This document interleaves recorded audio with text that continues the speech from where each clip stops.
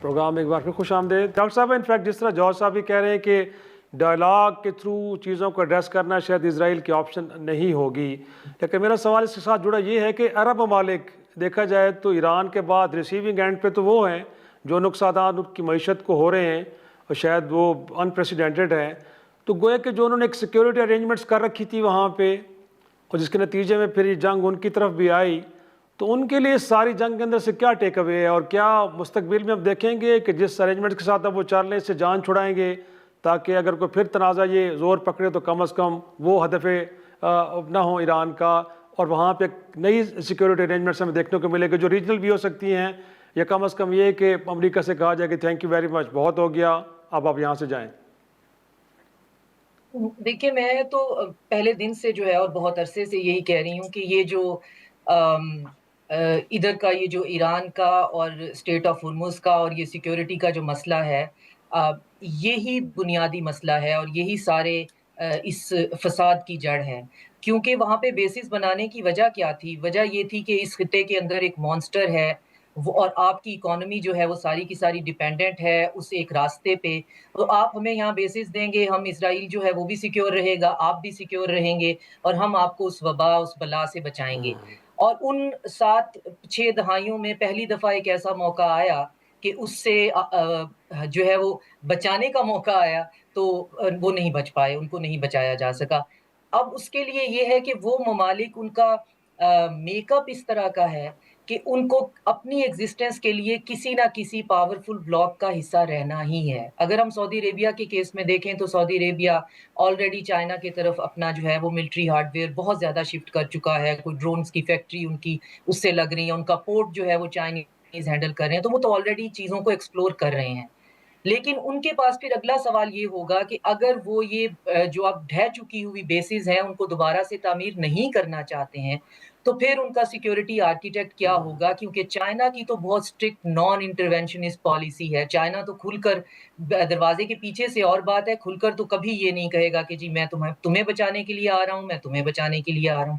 تو اس میں بھی میرا یہ خیال ہے کہ یہی پیش رفت ہوگی کہ ایران سے ہی ڈائریکٹ بات کر لی جائے کہ جو ہوا ایران کا بنایا ہوا ہے، اگر ایران خود ایگری ہو جاتا ہے اور ایگری ہو چکا ہوا ہے، ریپروشماز ہو چکے ہوئے ہیں کہ کوئی مسئلہ نہیں ہے، ہماری کوئی دشمنی کی اگر ہمیں بہت دوستی ہماری نہیں ہو سکتی ہے تو ایک فنکشنل ریلیشن شپ ہو سکتا ہے. تو یہ چیزیں جو ہیں وہ بہت امپورٹنٹ ہیں. ان ڈسکشنز میں یہ چیزیں جو ہیں وہ ڈسکس ہوں گی کہ اب گلف جو ہے اس کا سیکیورٹی اس کو اسرائیل سے کیسے بچانا ہے اور پھر ایران جو ہے اس کے ساتھ اس کا دوبارہ سے اس طرح کے تعلقات کیسے بنوانے ہیں. اور اس میں پھر ایک لنچ پن ہے یو اے ای کی، جس نے باقاعدہ جو ہے وہ ایران پہ جنگ کا اعلان کر دیا ہے. وہ آلریڈی ابراہیم اکارڈ بھی کر چکے ہیں.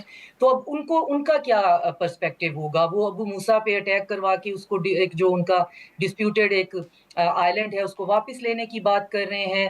تو اس میں اس ساری صورتحال میں چیزیں جو ہیں وہ ظاہر کمپلیکیٹڈ تو ہیں. جوہر سلیم صاحب، لاسٹلی میں یہ بھی جاننا چاہ رہا ہوں کہ سر اس کرائسس جب اوور کم ہو گیا اگر اس پہ ایران کا موجودہ رجیم سروائیو کرتا ہے تو پاکستان کے عرب ممالک کے ساتھ بالخصوص یو اے ای اور سعودی عرب کے ساتھ تعلقات کی نوعیت کیا ہوگی؟ کیونکہ ہمیں تو اس وقت لگ رہا ہے کہ بہرحال وہ ممالک انڈائریکٹلی اس مسئلے کے فریق ہیں اور اب تک ان کی جانب سے ایرانی حملوں کی کنڈیمنیشن تو آئی ہے، بٹ سچویشن کو ڈی ایسکلیٹ کرنے کے لیے نہ تو اسرائیل نہ امریکہ سے انہوں نے مطالبہ کیا کہ اس جنگ کو بند کر دیا جائے. تو اگر ایران کا یہ رجیم سروائیو کرتا ہے تو ہمارے عرب ممالک کے ساتھ تعلقات میں کوئی اتار چڑھاؤ دیکھنے کو نظر آتا ہے آپ کو سر فیوچر میں؟ جی انشاءاللہ ہمارے تعلقات بالکل ویسی برادرانہ اور بڑے نزدیک ترین رہیں گے. پہلے بھی ایران اور ان ملکوں کے تعلقات کوئی آپس میں اچھے نہیں تھے خلیجی ممالک کے. چائنا نے ایک ریپروشمنٹ کرائی تھی سعودیہ کی اور ایران کی، اور اس کے بعد باقی ملکوں کے بھی تھوڑے سے بہتر ہوئے تھے. لیکن وہ ظاہر ہے کہ ان کے تو دہائیوں سے یہ آپس میں مسائل چل رہے ہیں، تو پاکستان نے اس کو بڑا اچھا نیویگیٹ کیا. میں ساتھ ہی ساتھ یہ بھی سمجھتا ہوں، دیکھیں یہ ہماری خواہش تو ہو سکتی ہے اور ڈاکٹر شازیہ نے اچھی باتیں کی، لیکن دیکھیں یہ ملٹری بیسز کہیں نہیں جا رہی. یہ امریکہ کی ملٹری بیسز ویسی ہی وہیں رہیں گی، شاید زیادہ اسٹرینتھن ہو جائیں پہلے سے. ان کی ریلائنس جو ہے ڈیفنس کی امریکہ پہ ویسے ہی رہے گی. یہ کبھی نہیں ہوگا کہ اب وہ ایران سے بہتر کر لیں اور تعلقات اور ان کو کہیں کہ یہاں سے چلے جائیں، بلکہ ٹرسٹ ڈیفیسٹ آپس میں پہلے سے زیادہ بڑھ گیا ہے. ہاں یہ ضرور ہوگا کہ وہ ایک ملٹی لیئر ڈیفنس کی طرف جائیں گے. امریکہ سے ویسے ہی رہے گی ان کی ڈیفنس, لیکن مزید ملکوں کو بھی شامل کریں گے. جس طرح یوکرین سے انہوں نے کوئی اگریمنٹس کیے ہیں, سعودیہ نے پاکستان سے کیا ہے, ہو سکتا ہے آنے والے دنوں میں اور مزید ملکوں سے بھی وہ کریں, اس کو ملٹی لیئر کریں گے. جو سلیم صاحب, شازیہ چیمہ صاحبہ بھی ہمارے ساتھ موجود تھی. ناظرین, ایک چھوٹا سا بریک, اور بریک کے بعد اس جنگ کے پاکستان کی معیشت پہ جو اثرات پڑ رہے ہیں کتنے خطرناک ہیں, اور اس کو مینج کرنے کے لیے حکومت وقت کی جو کوششیں ہیں وہ کتنی درست سمت پہ ہیں. ایک بریک سے واپس آئیں گے, ایک معاشی ماہر سے اس حوالے سے گفتگو کرتے ہیں.